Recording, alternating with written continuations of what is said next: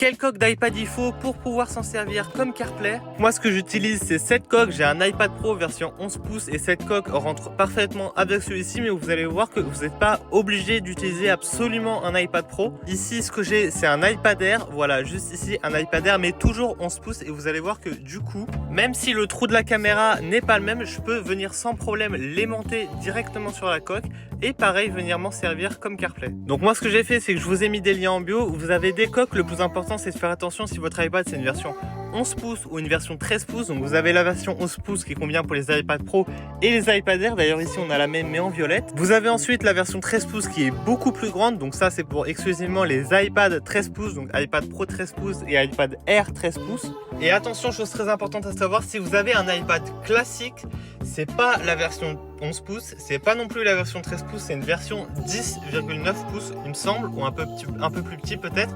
Et là faut prendre la version du coup iPad classique et pas la version iPad Pro, iPad Air, voilà quoi.